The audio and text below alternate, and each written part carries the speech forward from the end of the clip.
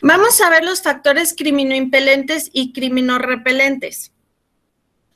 Vamos a ir profundizando en Jeffrey Dahmer, que nos va a servir como base para ir entendiendo estas conductas.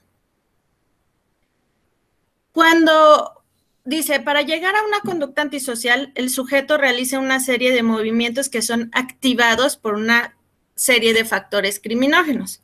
Ya sabemos que en este caso era el abandono, el alcohol, etcétera. Aquí hay una palabra clave, son activados. Un factor impelente es un factor que activa la conducta antisocial.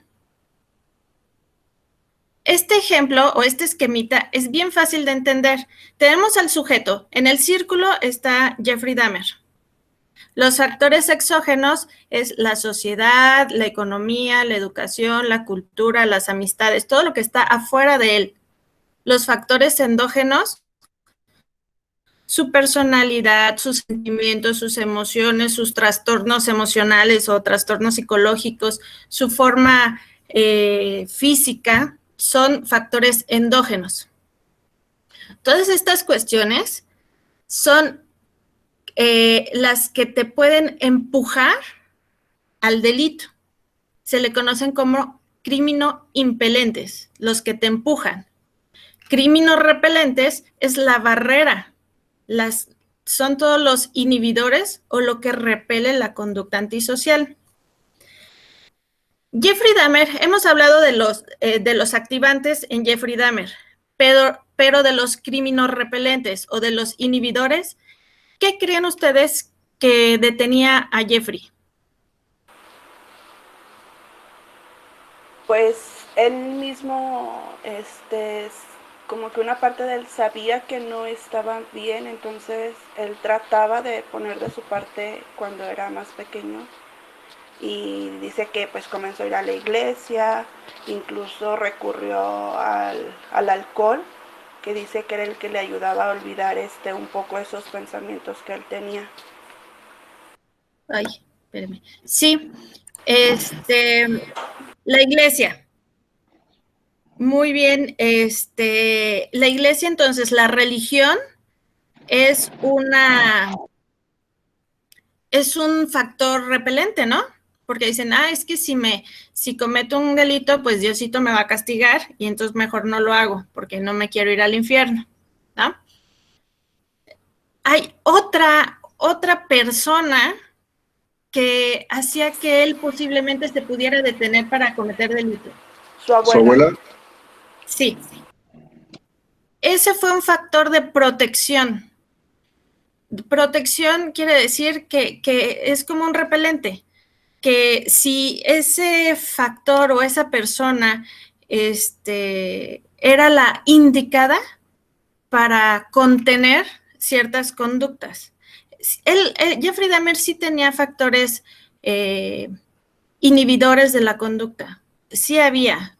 Como criminólogos ustedes deben de detectar quiénes son o qué son los inhibidores para una persona y cuáles son los activantes en esa misma persona.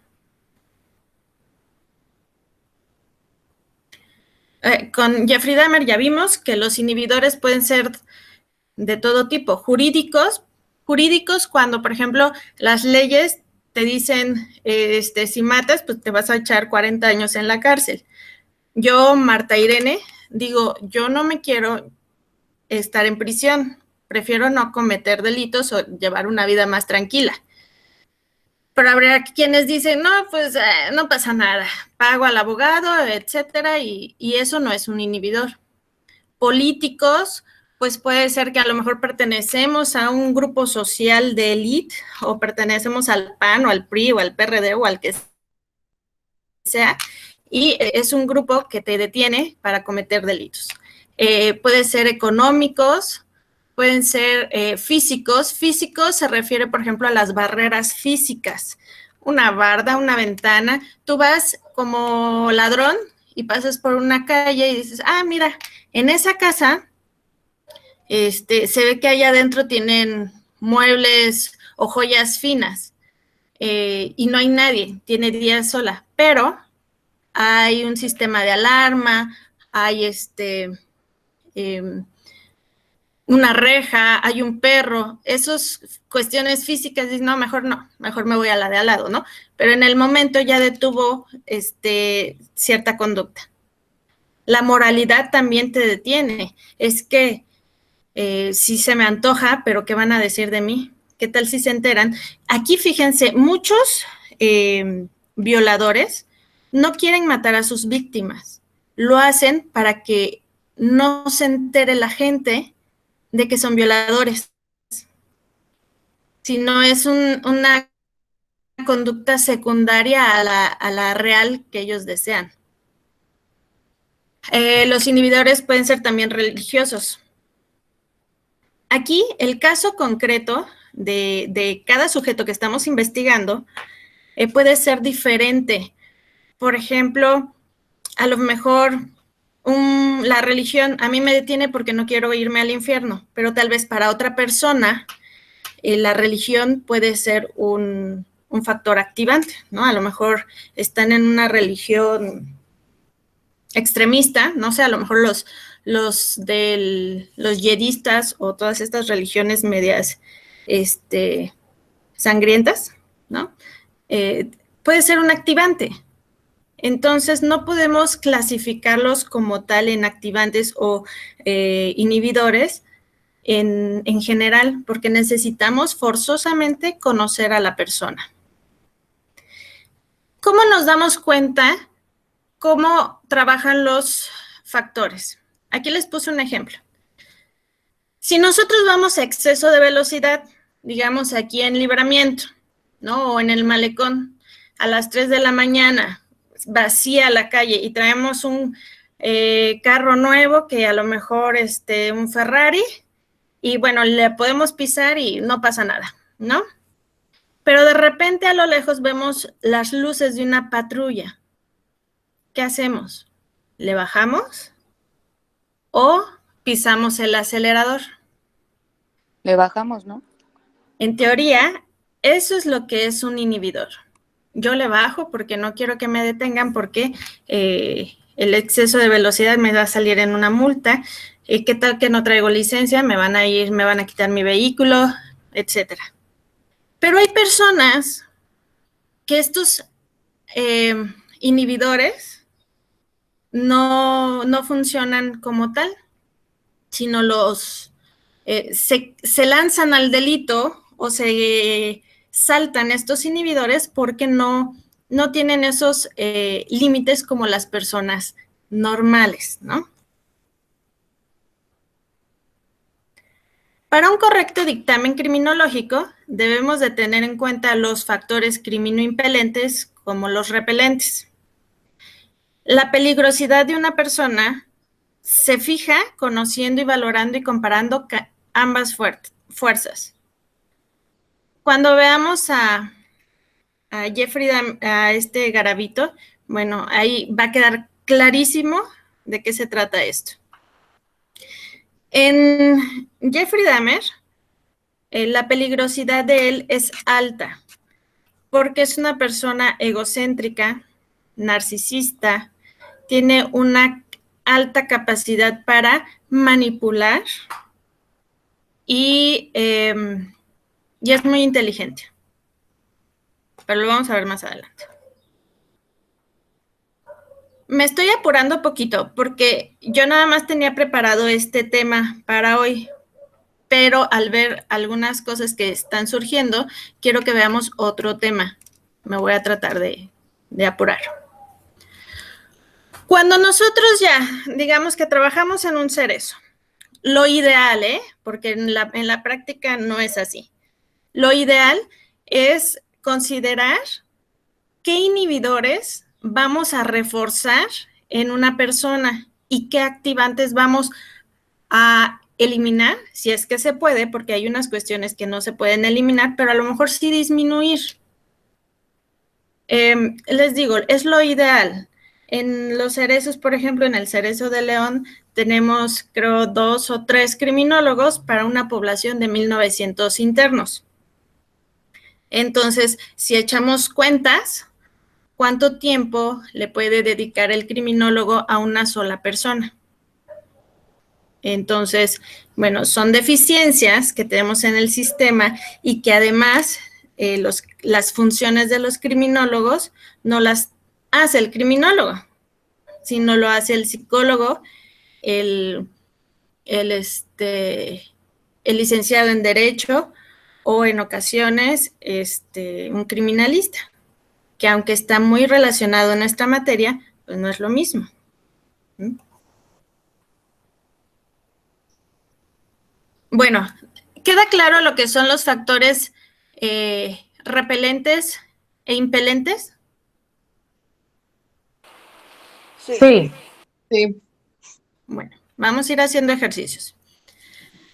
Tenemos otro tipo de factores que también son súper importantes. Los factores predisponentes, preparantes y desencadenantes.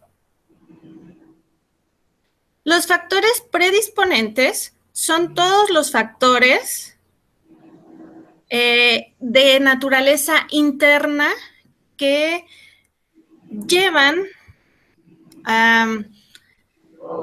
que te predisponen, valga la redundancia, a cometer una conducta antisocial. Predisponer viene del latín predisponere, que significa disponer anticipadamente algunas cosas o el ánimo de las personas para un fin determinado.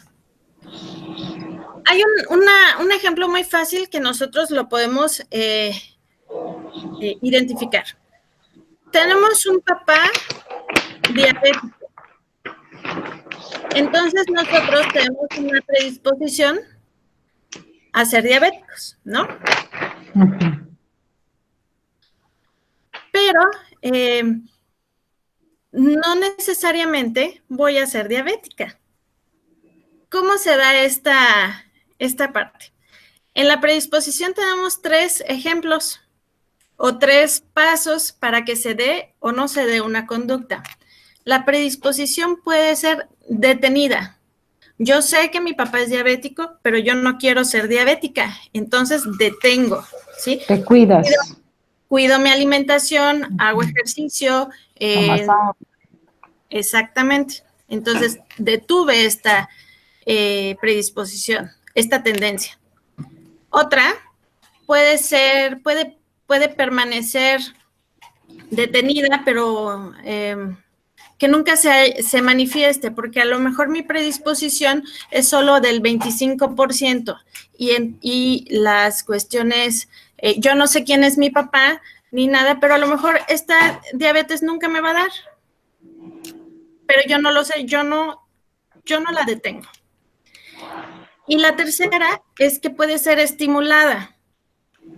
Yo sé que mi papá es diabético, pero pues a mí me encantan los chocolates, los refrescos, las cosas, y estimulo esta enfermedad y pues me provoco que se desarrolle. Lo mismo pasa con la predisposición a ciertas conductas, por ejemplo, a la agresividad, a muchas cosas. No sé si ustedes conocen a alguien, por ejemplo, a una persona que puede ser, que a lo mejor no conoció nunca a su papá, pero la mamá le dice, es que te pareces tanto a tu papá porque haces la misma cara, las mismas muecas, hablas de la misma forma. ¿Cómo es posible si el niño nunca convivió con el papá? Entonces, aquí tenemos una teoría que dice que la conducta sí puede ser heredada. Y seguramente todos conocemos a alguien así. Para poder clasificar los factores predisponentes, tenemos que tener en cuenta que son de naturaleza endógena. Pueden ser biológicos o psicológicos. Biológicos, a lo mejor una enfermedad, una epilepsia, una diabetes, algo psicológico, tal vez algún tipo de trastorno, ¿no? La forma en la que es nuestro cuerpo también se considera un factor endógeno. Jeffrey Dahmer era una persona atlética o delgada que le daba ciertas características para poder desarrollar con mayor facilidad estas conductas. Entonces, su cuerpo también es un factor predisponente.